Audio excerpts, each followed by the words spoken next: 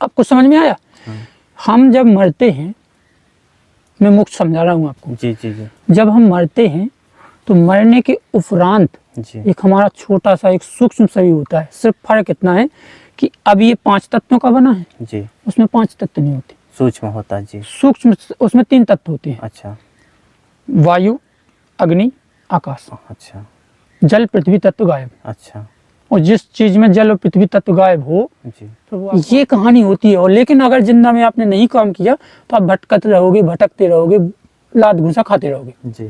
भूत योनि में पड़ के। ये होता है मोक्ष। राधे राधे दोस्तों, आज जिस जगह हम खड़े हैं ये चित्रकूट का बीहड़ घनघोर जंगल है। इस तरह के घने जंगलों के अंदर एक युवा बाल संत कुटिया बनाकर वर्षों से भजन साधना करते आ रहे हैं। आज आपको उनकी कुटिया में ले जाने वाले हैं। चारों तरफ से आपको जंगलों के ही दृश्य देखने को मिलेंगे और इधर साइड मंदाकिनी नदी भी आपको देखने को मिलेंगी। मंदाकिनी नदी के हम किनारे खड़े हैं और बीहड़ घनघोर जंगल है। ऊपर इस पहाड़ी के ऊपर महाराज जी की कुटिया है। आप देख सकते हैं ये पहाड़ी है, पहाड़ी के ऊपर महाराज जी की कुटिया है। तो आइए चलकर देखते हैं कि महाराज जी इस समय क्या कर रहे हैं। काफ़ी बीहड़ जंगल है और चारों तरफ से काफ़ी घने दोस्तों रास्ते में जा रहे थे तो कांटा लग गया हमारे।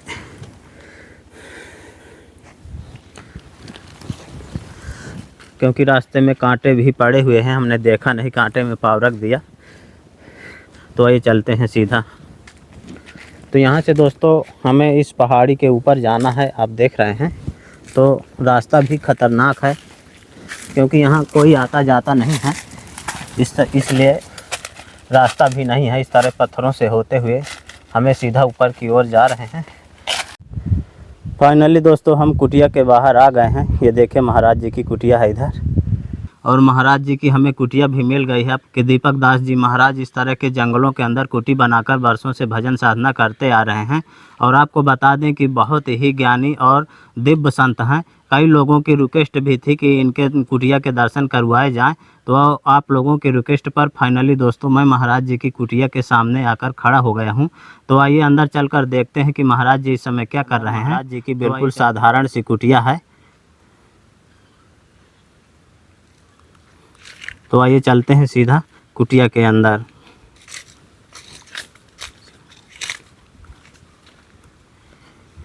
ये कुटिया का प्रवेश द्वार है। सीताराम महाराज जी। अरे भैया राम राम, जय राम जी की। आइए। तो ये हैं दोस्तों कुटिया के महाराज जी, दीपक दास जी महाराज। बैठिए। आइए। कहाँ से आ गए? हम चित्रकूट से आए हैं। संतों आपकी कुटिया को जंगलों में हम ढूंढ रहे थे। 1 घंटे हो गए हमको ढूंढते ढूंढते, तब जाके मिली है। कुछ लोग भी मिले लेकिन बता नहीं पाए क्योंकि आपका नाम नहीं मालूम था इस जगह का। हाँ सही है, क्योंकि मैं साधु तो हूँ नहीं जी। तो काफ़ी मुश्किल से मिली है, काफ़ी जंगलों के अंदर भी है। तो महाराज जी आप यहाँ इतने एकांत में कैसे रह रहे हैं? भजन साधना इतने एकांत में क्यों कर रहे हैं? ये अभी आप नहीं समझोगे। महाराज जी थोड़ा माइक लगा लें। एकांत में रहने की एक कोई वजह है, जिस वजह के कारण यहाँ हम रहते हैं। अच्छा। हमारा मन है शुरू में, जैसे हम एक बड़े मकान पे चढ़ना चाहते हैं, उसमें हजारों सीढ़ी लगी हैं, तो पहले हम पहले ही सीढ़ी पे पैर रखेंगे ना, तो पहली सीढ़ी ही है एकांतवासा। जब तक हम एकांतवासा में अपने आप को साध नहीं पाएंगे, कोलाहल में या शोर शराबे में रहेंगे, तो हम पहली सीढ़ी पे पैर नहीं रख पाएंगे। अच्छा। और फिर इसके बाद जैसे आपने 2-4 सीढ़ी पार कर ली, फिर तो आप कहीं भी रहो जी। तो ये समझिए कि मैं इसलिए एकांतवासा में एक अकेले जंगल में रहता हूँ। बैठिए। तो महाराज जी बस इतनी कुटिया में आप रहते हैं? हाँ, यही छोटी सी कुटिया है, पत्तों से बनाई है महाराज जी? हाँ, टूटी फूटी जो भी है। हाँ। चल रहा है जिंदगी। तो महाराज जी चित्रकूट की ऐसी क्या महिमा है? आप यहाँ पर भजन साधना कर रहे हैं एकांत में, तो क्या महिमा देखकर इस जंगल में आए चित्रकूट के? देखिए, महिमा तो आपके अंदर है, अच्छा। किसी के कहीं पे कहने की कोई महिमा है ही नहीं। जब तक आपके अंदर वो महिमा जागृत नहीं होगी, जी। तब तक आप कहीं भी किसी भी जगह पे चले जाएगी, आपको कुछ प्राप्त नहीं होगा। आपने देखा होगा कि वैष्णो देवी मंदिर जाओ आप, जी। तो वैष्णो देवी आपके अंदर है, आपका ट्रस्ट वैष्णो देवी पे है। हाँ हाँ। तो जब वैष्णो देवी आप जाते हो तो रास्ते में कितनी छोटी छोटी मणियाँ मंदिर मिलती हैं, उन पे बिलीव है आपका, रुकते हो, लेकिन बिलीव तो आपका वहाँ है ना, वैष्णो देवी पे। जी। तो आपका जहाँ पे बिलीव है, आपने अंदर जैसे पैदा कर लिया, हाँ। वो काम करेगा। इसलिए हमारा ट्रस्ट जो था एक अंतवासा, और साथ ही साथ चित्रकूट की अगर ये पावन धारा मिल जाए तो अच्छी बात, क्योंकि बहुत सारे साधु रहते हैं, तो ये जागृत भूमि भी है, इस वजह से हमने चुना। अच्छा महाराज जी, जैसे एक प्रश्न और है, हम आपसे जानना चाहते हैं कि जैसे भजन साधना भगवान की खूब लोग करते हैं, मोक्ष के लिए करते हैं, मोक्ष, तो मोक्ष होता क्या है, इसे कैसे प्राप्त किया जा सकता है? देखिए, मोक्ष कुछ ग्रंथों में मोक्ष के बारे में बताया गया है, लेकिन जो मैंने अनुभव किया है स्वयं में, जी। वो कुछ अलग है। ग्रंथों के अनुसार मोक्ष एक ऐसी प्रक्रिया है जिसमें व्यक्ति को दोबारा पृथ्वी पे आना नहीं पड़ता। अच्छा। वो कहते हैं ना कि 84 लाख योनियों में भटकता है, जी जी। वो नरक हो गया, लेकिन उसमें भटके ना, वो मोक्ष हो गया। ग्रंथों में बताया गया है कि मोक्ष एक ऐसा स्थान है या ऐसा कोई लोक है जी। जहाँ पे भगवान जी स्वयं विराजमान है, उसी के पास आप रहोगे, सारी इच्छाएं पूर्ति होती रहेंगी, जी। ऐसा कुछ है, ग्रंथों में बताया गया है। लेकिन मेरा कुछ अनुभव अलग है मोक्ष के संबंध में। आपने अपने गांव में देखे हैं आजू बाजू भूत प्रेतों को? देखे तो नहीं, सुने हैं। सुने हैं? जी। होते हैं। है जी। आपने देखे हैं कि अपने गांव में आजू बाजू में किसी ओझा को, किसी को झाड़ते हाँ, हुए हाँ, देखे हैं ना? देखे। आपने देखा है कि अब उस दोनों चीज में एक देखना, एक ओझा बैठा है सामने, जी। एक ये व्यक्ति है, इसको समझिएगा, जी। एक ये व्यक्ति, इसके ऊपर लगे हैं भूत प्रेत। हाँ हाँ। देखिए आपके कैमरे में दिखाती हैं, हाँ, दो व्यक्ति हो गए हाँ, आपस में, हाँ हाँ। एक व्यक्ति पे लगे हुए हैं भूत हाँ। प्रेत खूब सारे, हाँ। और एक व्यक्ति पे ये व्यक्ति है जो इन भूतों को उतारने वाला हुआ। हाँ। ठीक है, जी जी। एक उतार रहा है, एक पे लगे हैं। हाँ। अब सवाल एक खड़ा होता है कि जिससे वो भूत प्रेत लगे हैं, तो उनको जरूरत क्या पड़ी लगने की? जी जी। क्या तुमसे दुश्मनी है क्या उसकी? जी। क्या तुम बड़े खूबसूरत हो, क्या हो, तुम्हें लगा क्यों? हाँ। समझिएगा। हाँ हाँ। अब जब वो व्यक्ति उतारा करने वाला उतारा करेगा तांत्रिक विद्या से, किसी विद्या से जी। करेगा, तभी जब उसके पास बड़ी ताकत हो, अच्छा। तभी तो उतार पाएगा। हाँ हाँ। कुत्ते को भगाना हो या बिल्ली को भगाना हो, तो कुत्ता जब तक आपके पास नहीं होगा, बिल्ली भागेगी नहीं। जी। तो उतारने वाले के पास कुत्ता होता है, उतारने वाली बिल्ली होती है। जी जी। अब हमारा सवाल ये है कि लगे क्यों आपको? खाने के लिए ही। जब वो उतरेंगे तो पहले शायद उनकी ये रहेगी कि मुझे इतनी पूजा चाहिए। देखा नहीं है आपने? हाँ हाँ सही। पूजा मांगते हैं। हाँ हाँ। कि भाई ये जब हम उतरेंगे तो हमारी पूजा लगेगी, जी। सिंगार लगेगा, जो कुछ भी लगेगा, खाना पीना जो भी खाते पीते हैं जी। वो सब लगेगा। और जब वो उतरते हैं उन्हें देना भी पड़ता है। ठीक है, तो जब व्यक्ति वो लगा ही आपको खाने के लिए है, जी। ऐसे कोई नहीं लगता। वो जो आपके वो भूत लगे हैं ना, उससे इसीलिए लगे हैं कि उनको खाना मिलेगा आपसे। अच्छा। जब तक आप नहीं दोगे आपको खाएंगे, खुद को खाएंगे, हाँ। खून पिएंगे, जो भी करेंगे, उनको तो खाना चाहिए। और अगर किसी ने भगा भी दिया तो जब भागते हुए भी यही कहेंगे कि मुझे खाना दो, अच्छा। पूजा दो। हाँ। समझिए, तो जब जाएंगे तो पूजा देके वो खा के अपनी, तुम पूजा दोगे, वो खाएंगे और चले जाएंगे। हाँ। अब कुछ समझ में आया? हाँ। हम जब मरते हैं, मैं मोक्ष समझा रहा हूँ आपको। जी जी जी। जब हम मरते हैं तो मरने के उपरांत जी। एक हमारा छोटा सा एक सूक्ष्म शरीर होता है। सिर्फ फर्क इतना है कि अब ये 5 तत्वों का बना है, जी। उसमें 5 तत्व नहीं होते, सूक्ष्म होता है। जी। सूक्ष्म उसमें 3 तत्व होते हैं। अच्छा। वायु, अग्नि, आकाश। अच्छा। जल, पृथ्वी तत्व गायब। अच्छा। और जिस चीज में जल और पृथ्वी तत्व गायब हो, जी। फिर वो आपको आंखों से दिखेगी नहीं।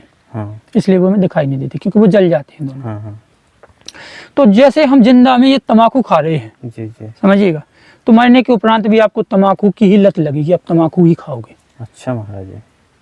आपने देखे होंगे कि आपके आजू बाजू में भी जितने देवी देवता आते हैं, तो आने के पहले अगर कोई गांजा पीता है, जी मशान बाबा कोई भी, तो उनको पहले गांजा रख लेते हैं। ब्रह्मदेव बाबा कोई भी है तो उनको गांजा रख लेते हैं, क्योंकि वो गांजा ही पीते हैं।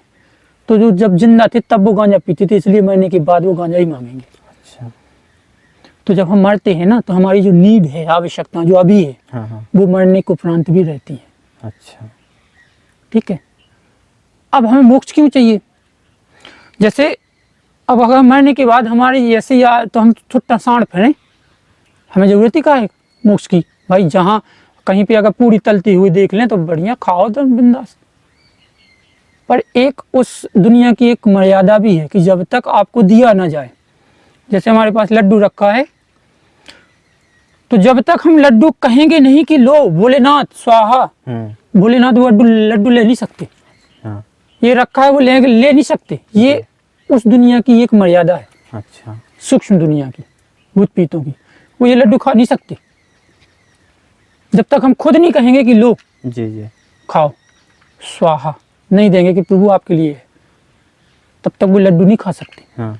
इसीलिए जब हम मरते हैं तो मरने के बाद हमें भूख प्यास दुनियादारी की जो अभी है ना, हमारी जो नीड है, अभी आवश्यकताएं, वो उस समय भी रहती हैं। तो उन आवश्यकताओं को पूर्ति करने के लिए हम किसी को लगते हैं। अच्छा। अगर भूत बन गए तो अब जिस व्यक्ति को मोक्ष मिल गया, समझिएगा, हाँ। तो उसको किसी को लगने की आवश्यकता ही नहीं है, हम्म। क्योंकि मोक्ष मिलने के बाद वो आवश्यकताएं उसकी स्वतः जिसके शरण में गया है वहां पूर्ति होती रहेंगी। अच्छा। खाना पीना सब कुछ वहीं मिलता रहेगा उसे, है ना, इसलिए उसे मोक्ष मिल गया। और वो जिसके शरण में गया तो वो शक्ति कभी भी आपको पुनः भेजेगी नहीं अच्छा।